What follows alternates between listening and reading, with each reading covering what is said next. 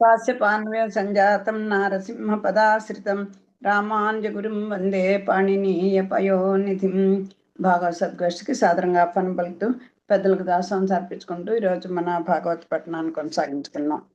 వైవస్వత మనవంశ కథని మనం చదువుకుంటున్నాం. ఈ 9వ స్కందంలో సూర్యవంశపు రాజుల యొక్క కథని మనం దీంట్లో ముందర చెప్పుకుంటున్నాం. దీంట్లో మనువు సంతానం కోసం అని చెప్పేసి యజ్ఞం చేయటం వశిష్ఠుని ఆజ్ఞ చేత. కానీ ఆ హోతల్ని ఆ మనువు భార్య ఆవిడ చెప్పడం చేత వాళ్ళు ఆడపిల్ల పుట్టేట్టుగా యజ్ఞం చేయడంతో దాని నుంచి ఇలా అనేటువంటి అమ్మాయి పుట్టడం. ఆ అమ్మాయిని చూసి ఆడపిల్ల నాకెందుకు, మా పిల్లాడు కదా, మీరు అన్న మాట ప్రకారం ఎందుకు మీరు మహానుభావులు ఇలా ఎందుకు తేడా వచ్చిందని వశిష్ఠుని మళ్ళీ ప్రార్థిస్తే ఆయన సరేనైనా నీ పిల్లని మా పిల్లాడు చేస్తాను, నా మీద నమ్మకం పెట్టుకో అని అనడం. ఆ పిల్లనేమో ఇలాని ప్రద్యుమ్నుడు అనేటువంటి పిల్లవాడిగా మార్చడం. అతను ఆ రకంగా పరిపాలన చేస్తూ ఒక రోజున మంత్రులతోటి వాళ్ళతోటి ఈ పార్వతులు క్రీడించేటువంటి ఒక అది వనంలో ప్రవేశించడం. ఆ వనంలోకి వెళ్ళేసరికల్లా వాళ్ళు అందరూ కూడా ఈ పృథద్రుడు మంత్రులు పరివారం అందరూ కూడా స్త్రీలుగా మారిపోవడం ఇవన్నీ చూస్తున్నాం. అయితే అలా మారిపోతే మళ్ళీ పాపం బాధపడుతూ ఉంటారు. కానీ మళ్ళీ ఇలా జరిగినందుకు ఆ రాజు బాధపడుతుంటారు. మళ్ళీ వశిష్ఠుడి దగ్గరికి వెడితే ఆ వశిష్ఠుడు మళ్ళీ ఆ పరమేశ్వరుని ప్రార్థన చేసుకుంటే, నాయన నేను అన్న మాటను తప్పలేను, కానీ నా మాట పోకూడదు, మీ ప్రార్థన నన్ను కూడా దృష్టిలో పెట్టుకొని ఈ ప్రద్యుమ్నుడు ఒక 4 రోజులు ఆడపిల్లగాను ఒక 4 రోజులు మగవాడుగాను ఉంటాడు అని చెప్తారు. చెప్తే ఆ రకంగా పాపం ఎంతో ఆ పరిపాలన చాలా చక్కగా చేస్తుంటాడు. ఆ గురువు కృప వల్ల అతడు ఆ విధంగా ఆడుతనం పొంది మరలా మగవాడిగా మారి ప్రజలు సంతోషించేట్టుగా పరిపాలన చేస్తుంటే అతనికి ప్రద్యుమ్నుడికి ప్రద్యుమ్నుడే కదా ఇతను, అతనికి ఏమో సుద్యుమ్నుడు, ప్రద్యుమ్నుడు కాదు, అది దానిచే కన్ఫ్యూజ్ అవుతుంది. సుద్యుమ్నుడు ఇతనికి ఈ 3 పిల్లలు పుట్టారు. ఎవరు? అతనికి ఉత్కలుడు, గయుడు, విమలుండు అనేటువంటి కొడుకులు 3 కలిగి ధర్మపరులై ఉత్తరాపథనమునకు రాజులైరి. సుద్యుమ్నుండు ముదుసలే ప్రతిష్టానపురము విడిచి పురూరునకు భూమినిచ్చి వనంబునకు చనియే అవ్విధంబున. ఈ రకంగా 3 కొడుకులు ఉన్నారు కదా, 3 కూడా ఉత్తరాపథానికి రాజులైపోయారు. ఈ సుద్యుమ్నుడేమో ముసలివాడయ్యాడు. ముసలైపోయి ప్రతిష్టానపురాన్ని విడిచిపెట్టేశాడు. పురూరుకి వాళ్ళ 3లో ఇతను శ్రేష్ఠుడైన వాడు కనుక ఇతనికి భూమినిచ్చేసి వనానికి వెళ్ళిపోయాడు ఆయన.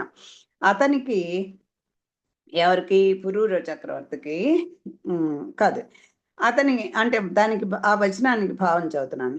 అతనికి ఉత్కలుడు, గయుడు, విమలుడు అనే 3 కొడుకులు కలిగి ధర్మపరులై ఉత్తర దిక్కులోని భూములకు రాజులయ్యారు. సుద్యుమ్నుడు ముసలివాడై పురూరువునికి రాజ్యాన్ని అప్పగించి ప్రతిష్టానపురాన్ని వదిలి తపస్సు చేసుకోవడానికి అడవులకు వెళ్ళాడు.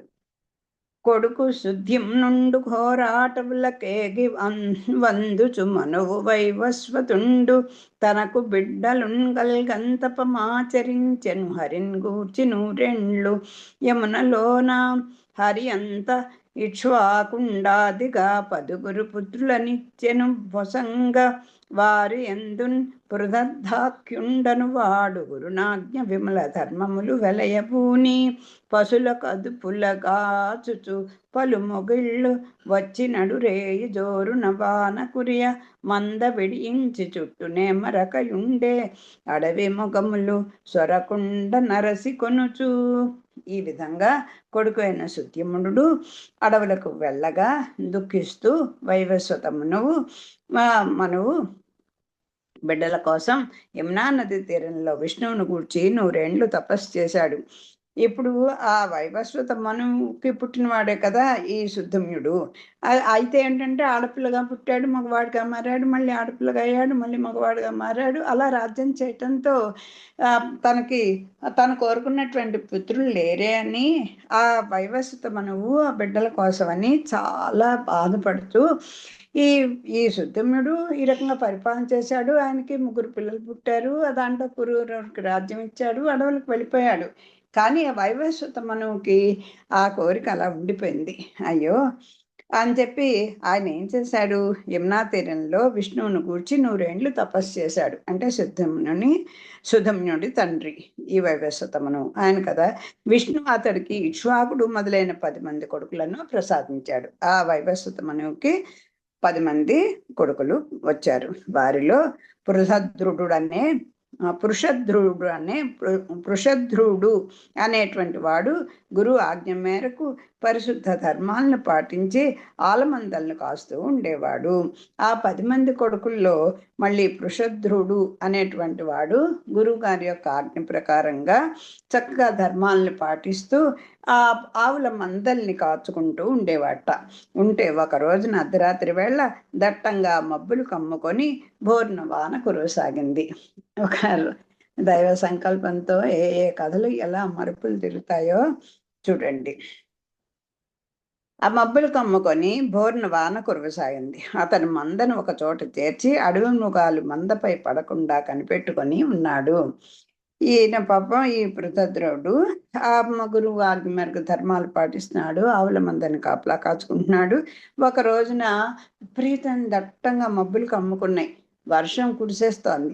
ఇంకా అంచేత పాపం ఎలా తోలుకుని రాగలడు? ఆ మందనంతా కూడా ఒక చోట పాపం చేర్చి అడవి ప్రాంతంలో కదా ఈ ఏ మృగాలు వచ్చి వీటి మీద పడిపోతాయో అని కాపలా కాస్తూ ఉన్నట్ట పాపం. ఉంటే ప్రబ్బి కొనిన పెంచి ఈగటి నిబ్బరముగ నడికి నడికి నడికి నడింకి నడింకి నడికి నింకికి వడితోన్ గొబ్బున నెగసి తటాలున బెబ్బులి మందావున్ పట్టెన్ పెలుకురికి పెలుకురి అరవన్. అంతలో కమ్ముకున్న కారు చీకట్లలో పెంచీకటి అంటే ఎక్కువ దట్టమైన కారు చీకట్లో ఒక బెబ్బులి కదలకుండా నిబ్బరముగా నడింకి నడికి నింగికి వడితో నెమ్మదిగా ఒదిగి ఆ పదాలు అందుకు నడింకి నడికి ఒదిగి ఒక్కసారిగా వడితో అంటే చాలా వేగంగా తటాలున పైకి దూకి నింగికి అంటే ఆకాశం అంతెత్తుకు ఎగిరి మందలోని ఒక ఆవును పట్టింది. పడితే ఆవు భయంతో అంబా అని అరిచింది. చీకటి అసలు ఎందుకు ఆవు అరిచిందో తెలియలేదు. ఆ క్రూరమృగం ఓ బెబ్బిలి పాక క్రూర జంతువు ఒకటి వచ్చి దాని మీద పడిపోయింది. ఓ సింహం మా పులో ఏదో వచ్చి పడిపోయింది దాని మీద. పడిపోతే ఇంకా ఆవు అంబా అని అరవడమే తెలిసింది తప్ప ఏది ఏది పడింది ఏది పట్టుకుంది అనేది తెలియలేదు. ఉల్లంబున కలంగి మొదవుల వెల్లువలన్యును లేచి విచ్చల విడితోన్ చల్లా చెదరై పారెను పెళ్ళుగా అంబా అటంచు బెబులి గాలిన్. పులిని బెబులి అంటే పులి. ఆ పులిని ఆ పెద్ద పులిని పసిగట్టగానే గుండెలు అదిరిపోయిన ఆలమందలన్నీ అంబారావాలను చేస్తూ ఎట్లా పడితే అట్లా చెదరైపోయి వాటికి తెలిసిపోతుంది కదా ఈ పులి వచ్చింది బాబాయ్ మనల్ని పట్టేస్తుంది అని ఎప్పుడైతే అర్థమైందో మిగతా అన్ని ఆవులు కూడా అంబా అంబా అని అరుచుకుంటూ ఎటు పడితే అటు పాపం చెదరై వెళ్తే ఆ అవసరంబున ఆ సమయంలో ఆ పెంజిన్ కటి మ్రోలన్గాన కడిదం పరికించి సార్దూల మంచా పుల్లావు శిరంబు నంద్రుంచి తెగదోయంచున్ పులిన్ వెండియున్ వాపోవందగ వ్రేసి భూవరుండున్ త్రోవన్ ఖడ్గ రక్తంబుచేన్ పై గీయుచున్ చేరి చూచెన్ తల ద్రవ్వం బడ్డ అద్ధేనువున్. పాపం ఆ రాజు కారు చీకట్లో ఆ పెంచీకట్లో మ్రోలన్ కాన కడిదం పరికించి ముందేముందో కూడా కానన్ బడిదన్ పరికించి కానక అంటే తన ఎదురుకుండా ఏదుందో కూడా చూడలేక ఆ చీకట్లో కనపడలేదు పాపం.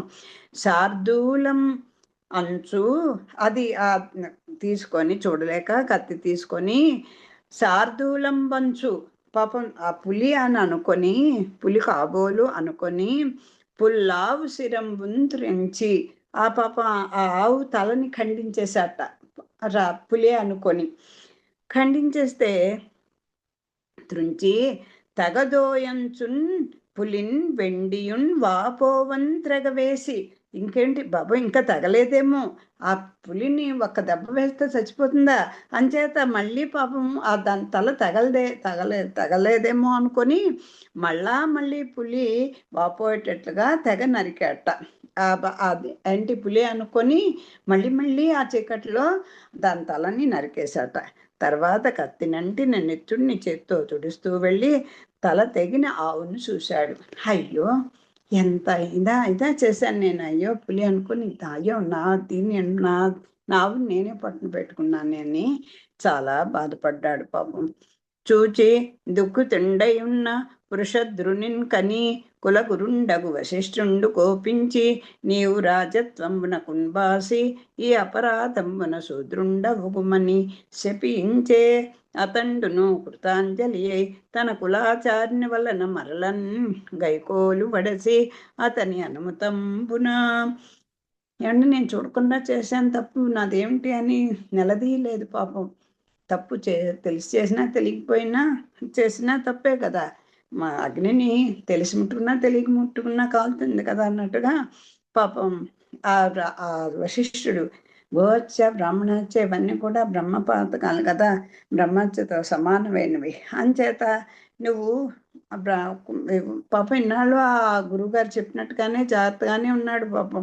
తెలియకుండా ఈ చీకట్లో ఇలాంటి అపరాధం జరిగేసరికల్లా నువ్వు కషాయపడిగా ఈ పని చేశావు, అంచేత నువ్వు ఈ రాజత్వానికి నువ్వు అర్హుడు కాదు, దీన్ని వదిలిపెట్టేసి నువ్వు వాళ్ళు ఉత్తర దిక్కుకు రాజులుగా అయ్యారు కదా మరి, అంచేత నువ్వు ఇంకా దీనికి పనికిరావు, అంచేత నువ్వు శూద్రుడుగా అయిపోతావు అని చెప్పించేశాడు. అన్నప్పుడు పాపం వెంటనే ఆ గురువు గారి యొక్క అంగీకారంతో వెళ్ళిపోయాడు.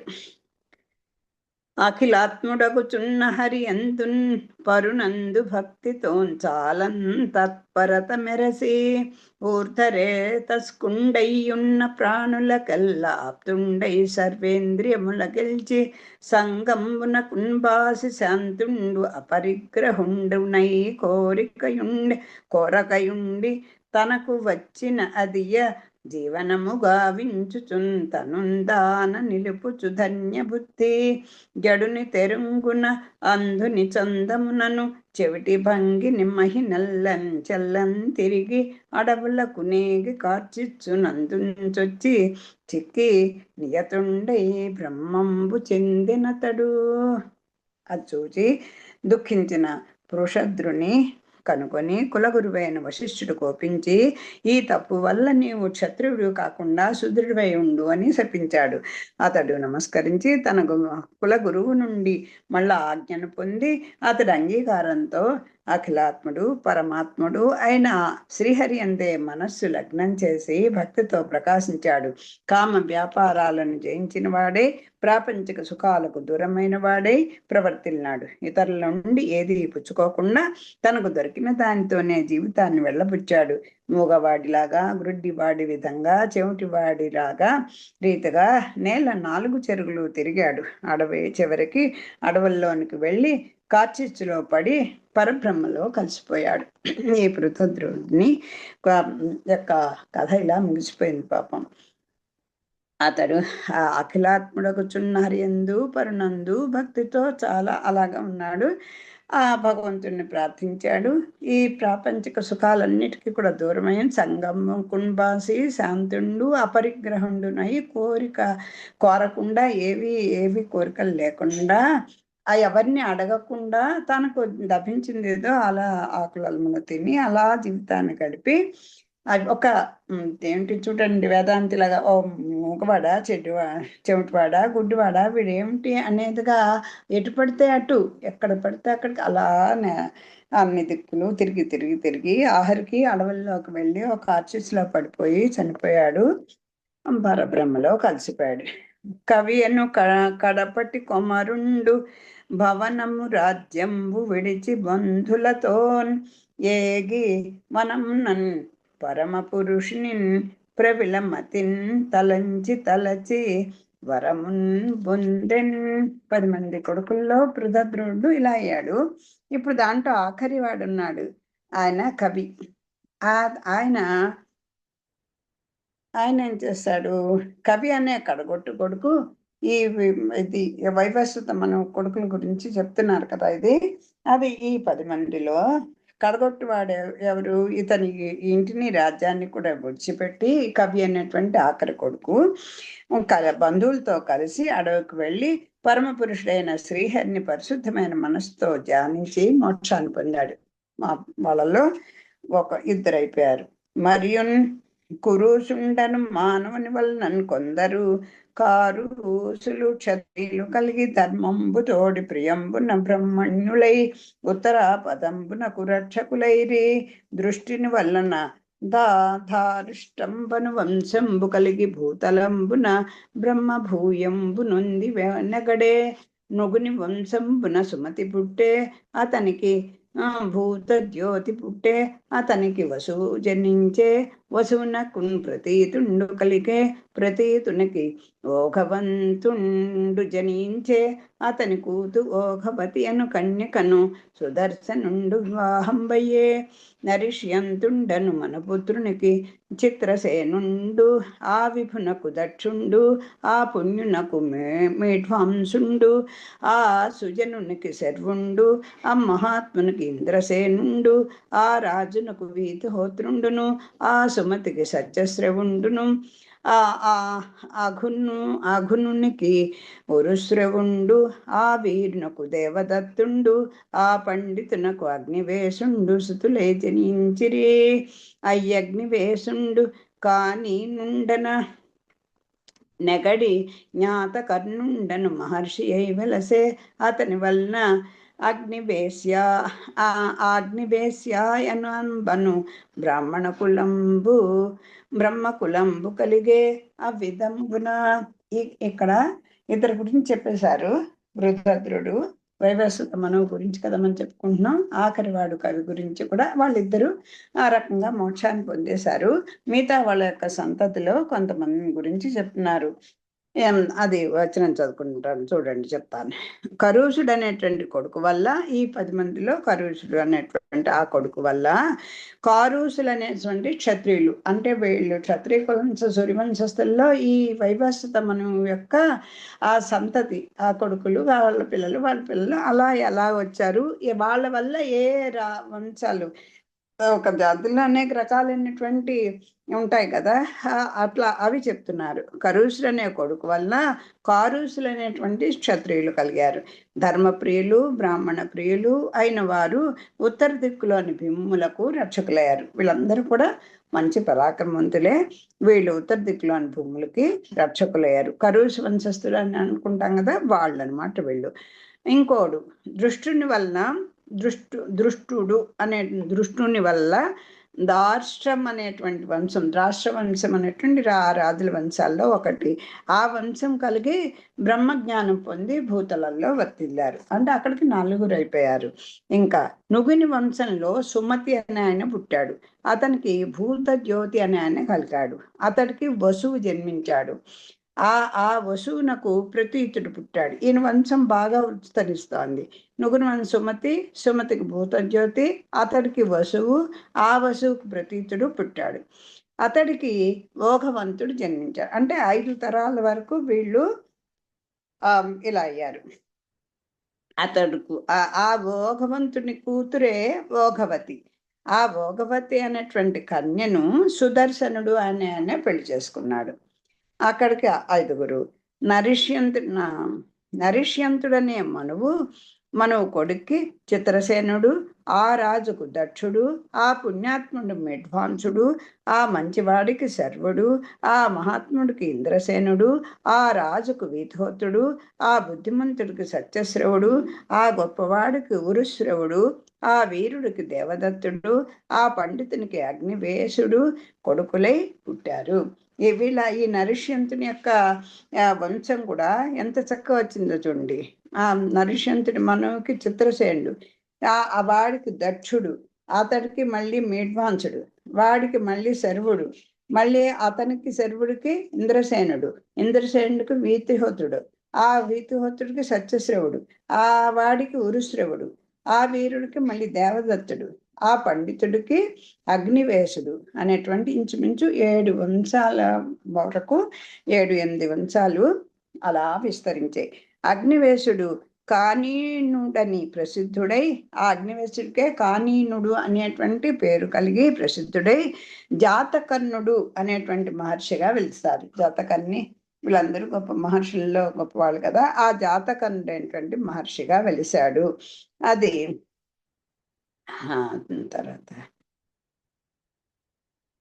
ఈ అగ్నివేశుడు అందుకే ఆ పండితుడికి అని చెప్పాడు.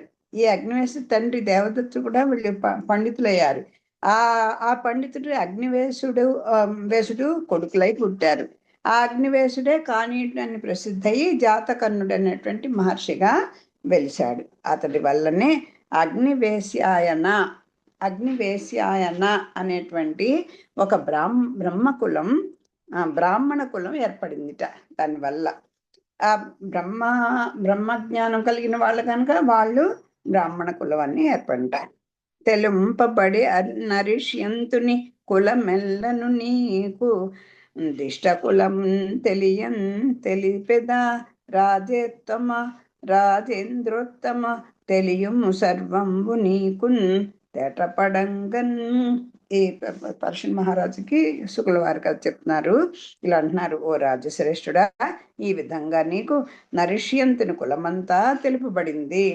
ఆ వైవస్వత మనువులో ఒక ఈ నరష్యంతుడు అనేటువంటి కులం ఎలాగ విస్తరించిందో చెప్తున్నారు.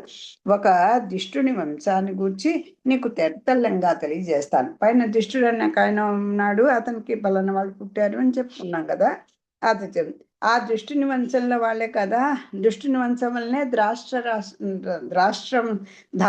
ధార్ష్ట్రం అనేటువంటి వంశం కలిగింది. అది బ్రహ్మజ్ఞానం పొంది భూతలంలో వర్తిల్లింది అని చెప్పారు కదా. అంచేత ముందర దాని గురించి చెప్తాను నేను అని చెప్పినాడు. దిష్టుని కొడుకు నాభాగుడు అని వాడు కర్మవశమున వైశ్వతంబు నొందే.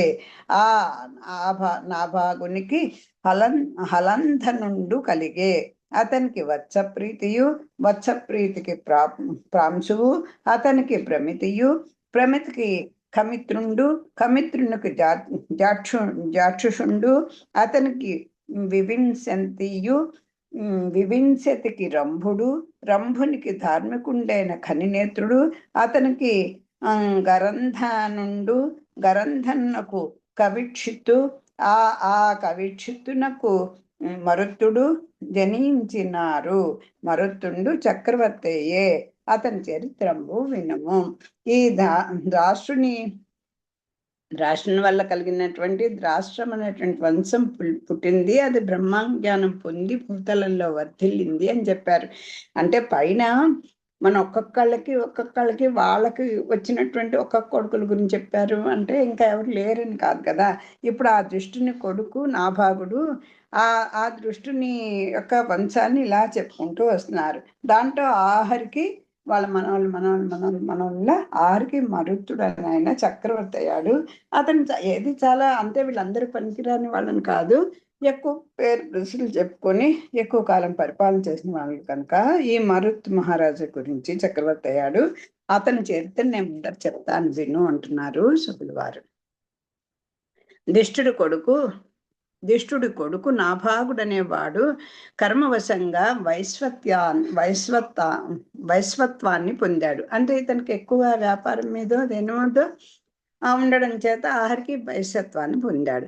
ఆ నాభాగునికి హలంధుడను కలిగాడు. హలంధుడు అనేవాడు కలిగాడు. అతనికి వత్సప్రీతి, వత్సప్రీతికి ప్రాంశువు, అతడికి ప్రమితి, ప్రమితికి ఖమిత్రుడు, ఖమిత్రునికి చాక్షుషుడు, చాక్షుషు మన్వంతరం ఉంది కదా, అతడికి వివింశతి, వివింశతికి రంభుడు, రంభునికి ధర్మాత్ముడైన ఖనినేత్రుడు, అతడికి కరంధనుడు, ఆ కరంధనునికి అవిక్షిత్తు, అవిక్షిత్తునకు మరుత్తుడు జన్మించారు.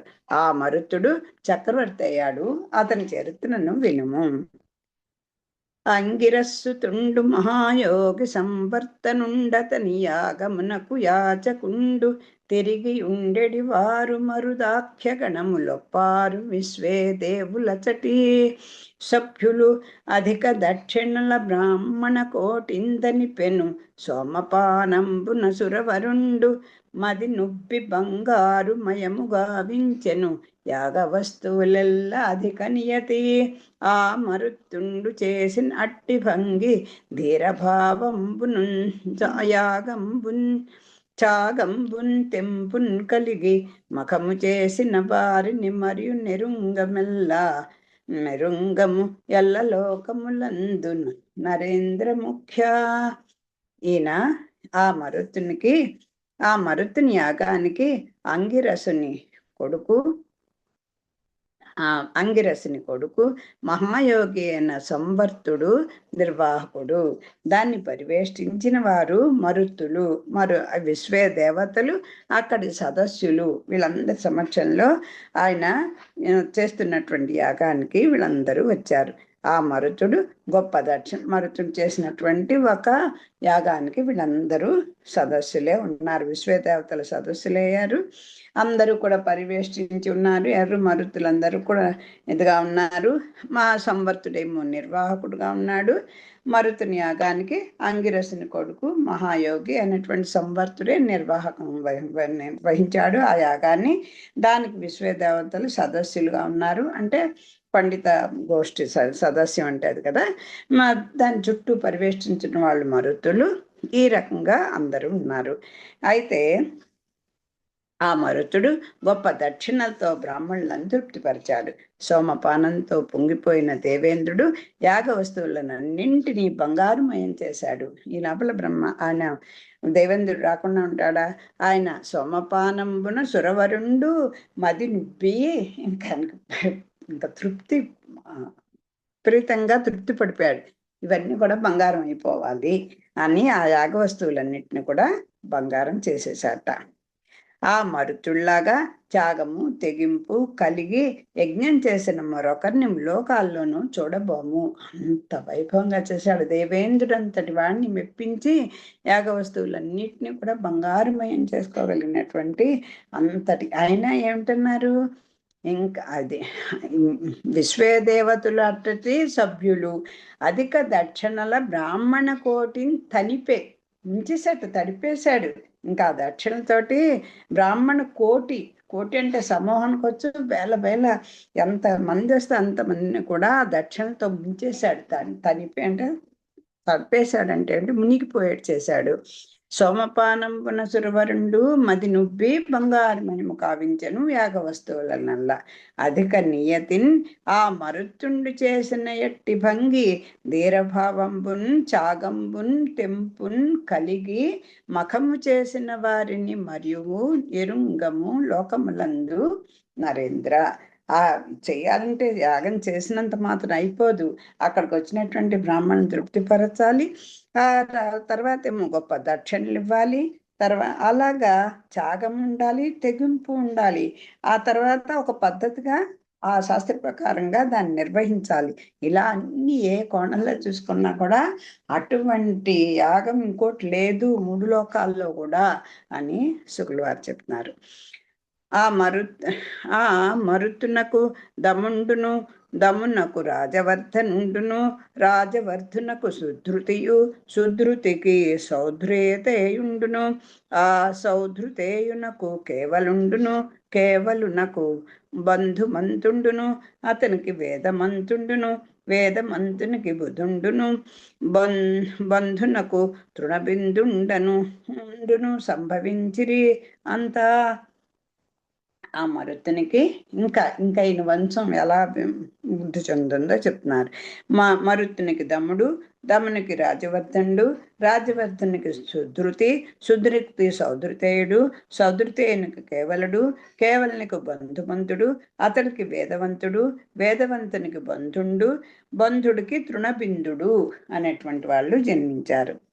అత్తర కన్యలనంబు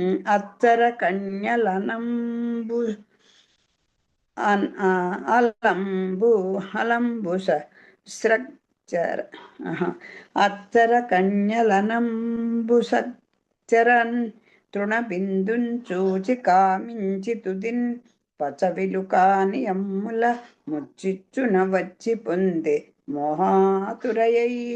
అప్సరస అది అచ్చర కన్యల అలంబు సగ్రచరన్ అంటే వేగంగా తృణబిందుని చూచి ఆ అప్సరస స్త్రీ అయినటువంటి అలంబు, అది ఆవిడ పేరుని నేను విడగొట్టుకోలేకపోయాను, అలంబుస అనే ఆవిడ, అప్సర స్త్రీలలో అలంబుస అనేటువంటి ఒక ఆవిడ ఆ తృణబిందుడిని చూసిందిట. చూసి తృణబిందుడు ఒకడు కదా వీళ్ళల్లో ఆఖరివాడు, ఎవరు ఈ మరుతుని వంశంలో చివరివాడు, వీళ్ళ వంశంలో పుట్టినటువంటి ఆ తృణబిందుడిని చూసి కామించింది. మోహంతో మన్మధుని బాణాలకు లోనై అతన్ని పొందింది. ఆ దంపతులకు నిలబిల అను కూతురు జన్మించే. ఆ కొమ్మను విశ్రవసుండు పొందిన నైల బిలుండను కుబేరుండు పుట్టే. మరియు ఆ తృణబిందునకు విశాలుండును, శూన్యబంధుండును, ధ్రుమకేతుండును అనువారు ముగ్గురు కొడుకులు కలిగి అందు విశాలుండును వంశవర్ధనుండై వైశాల్యను నగరంబును నిర్మించే. ఆ రాజునకు హేమచంద్రుండు, ఆ నరేంద్రునకు ధూమ్రాక్షుండు, ఆ పుడమిరేణికి సహదేవుండు, ఆ బలిష్ఠునకు ఆ కృశాశ్వుండు, అతనికి సోమదత్తుండు జన్మించే అతండు. ఇంకా ఇప్పుడు ఈయనకి ఎవరు ఆ తృణబిందుడు కథ చెప్తున్నారు. ఇతని వంశంలో వచ్చిన వాళ్ళు ఎవరెవరో చెప్తున్నారు. ఆ దంపతులకు తృణబిందుడికి ఒక అప్సరస స్త్రీ ఇన్ని మోహించింది కదా, ఆ అలంబుస అనేటువంటి అప్సరస స్త్రీకిను ఈ తృణబిందుడికి ఎలా ఎవరు పుట్టారో చెప్తున్నారు. ఆ దంపతులకు ఇలబిల అనేటువంటి ఒక కూతురు పుట్టింట. ఆమెను విశ్రవసుడు పెళ్లి చేసుకోగా కుబేరుడు పుట్టాట.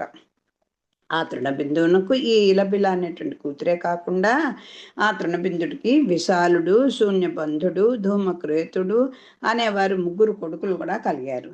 వారిలో విశాలుడు వంశాన్ని పెంపొందించిన వాడే వైశాలి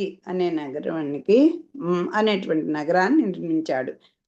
ఆ వైశాలి కొడుకు హేమచంద్రుడు, అతడికి ధూమ్రాక్షుడు, ఆ ప్రభువుకు సహదేవుడు, అతడికి కృశాశ్వుడు, అతడికి సోమదత్తుడు అనే రాజులు జన్మించారు. అమర విభుండున్మెచ్చ అశ్వమేధము చేసి భూరి పుణ్యగతికిన్ పోయెనలమి సోమదత్తు కొడుకున్ సుమతికి జనమే జయుండనంగ కొమరుండు ఉత్పత్తిల్లే. ఆ సోమదత్తుడు సోమదత్తుడు అంటే ఇతను కదా ఎవరు చెప్పుకున్నాం, సోమదత్తుడు ధూమక్రేతుడు, తృణబిందుకు విశాలు, శూన్యబంధుడు, ధూమకేతుడు అని ముగ్గురు కొడుకులుగా ఉన్నారు. దాంట్లో విశాలు వైశాలి వంశాన్ని పెట్టాడు. హేమచంద్రుడు, అతడికి ధృమరాక్షుడు, ఆ ప్రభు సహదేవుడు, ఆ బంధుకుడు శాసుడు, సోమదత్తుడు అనేవాళ్ళు పుట్టారు కదా.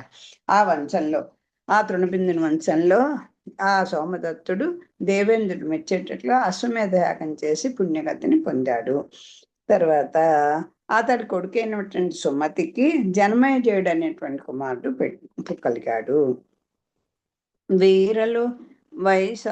వీరలు వైశాలురనం బరంగి తృణబిందుని కీర్తి వహించి రాజ్యం చేసిరి. మరియును వీళ్ళందరూ కూడా ఈ వైశాలి అనేటువంటి నగరం నిర్మించడంతో వీళ్ళందరూ వైశాలురు అనేటువంటి ప్రసిద్ధిగాంచారట. వీళ్ళందరికీ తృణబిందుని యొక్క వంశం అంతా కూడా వైశాలురు అని అంటారు.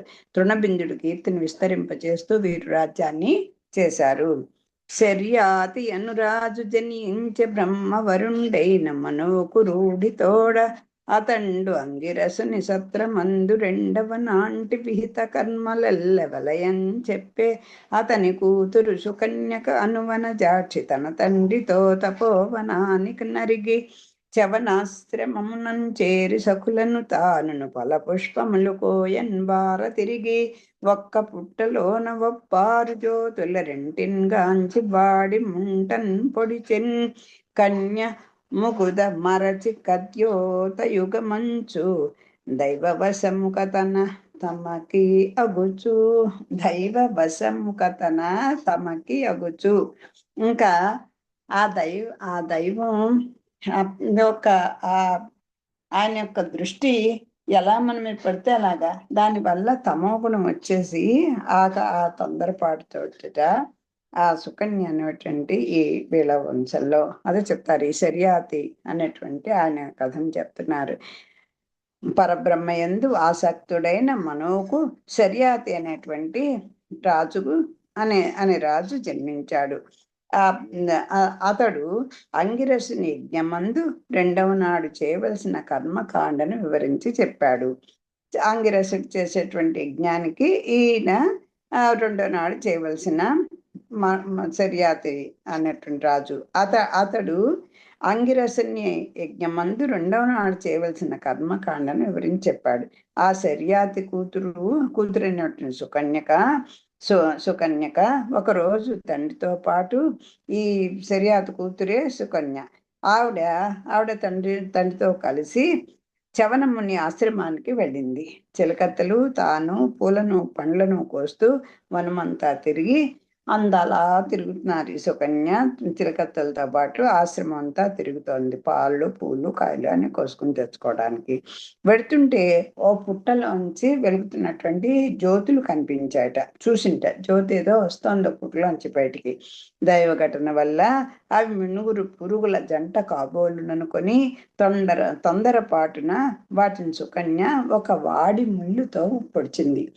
ఏదో రెండు కనుగుడ్లాగా కనిపిస్తున్నాయి. ఆ మినుగురు పురుగులు చీకట్లో ఇలా మెరుస్తూ ఉంటాయి కదా, అలాగా అవి అనుకొని ఒక ముంటన్ పొడిచే. ముంట అంటే ఒక ముళ్ళు. ఓ ముళ్ళుతోటి ఆ రెండు జ్యోతులను ఒక్క పుట్టలోన ఒప్పారు జ్యోతుల రెంటిని గాంచి వాడి ముంటన్ పొడిచే కన్య ముగుద మరచి కద్యోతయుగ మంచు దీనివల్ల మినుగురుపుల యొక్క జంట అనుకొని అంచు దైవవశము కథన తమకి అగుచు. ఆ రకంగా వాటిని ముళ్ళుతో పొడిచింది. జ్యోతుల ముంటన్ పొడిచిన వాతల నెత్తురుల కురిసె వసుధేశ బట వ్రాతంకెల్ల అచ్చట ఆతరి మలమూత్ర బంధమయ్య నరేంద్ర. ఆ విధంగా జ్యోతులను ముళ్ళుతో పొడవుగా వాటి నుండి నిత్తురు కారింట. ఆ అపరాధం వల్ల అప్పుడు రాజభటుల వాళ్ళతో వచ్చిన రాజుగారు బయలుదేరారంటే మరి వెనకాల పరివారం లేకుండా పంపించరు కదా. ఆ వచ్చిన రాజభటులందరికీట మలమూత్రాలు స్తంభించిపోయాయట. ఏది చేసిన అపరాధం వల్ల. వార్లను చూచి రాజర్షి అగు శర్యాతి విస్మృతుడై వీరలి ఆశ్రమ దూషణంబు చేయనోపుదురవు అది కారణంబుగా మీకు ఈ నిరోధంబు సిద్ధించే అని పలుకు అవసరమున తండ్రికి సుకన్యక ఇట్లనియే. వారి అవస్థ చూసి రాజర్షి అయినటువంటి శర్యాతి ఆశ్చర్యపడి మీరు ఈ ఆశ్రమంలో ఏదైనా అపరాధం చేసి ఉండవచ్చు, ఆ కారణంగా మీకు ఈ ఆటంకం కలిగింది అని చెప్తుండగా సుకన్యక తండ్రితో ఇట్లా అంది. పాపం ఇవిడ అయ్యో నాన్నగారు వాళ్ళు ఏం చేయలేదు, నేను ఇలా పనిచేశాను, ఈ పని వల్ల ఇలా అయిందేమో అని సుకన్యక తండ్రితో చెప్పేసింది. అయ్యా ఈ పుట్ట చేరువనాడి ఆడి ఇందులో రెండు జ్యోతుల నేను గంచి కంటకంబునన్ పొడువ రక్తంబు గురిసే ఏ విధంబునన్ కురిసెను ఎరుంగు బీవు. నువ్వు నీకే తెలుస్తుంది ఎందుకు ఈ రక్తము ఈ జ్యోతుల నుంచి బయటకు వచ్చిందో, ఏ విధము నన్ను కురిసెనో ఎరుంగు. నువ్వు త్రికాలు నీకే తెలియాలి ఎందుకు ఆ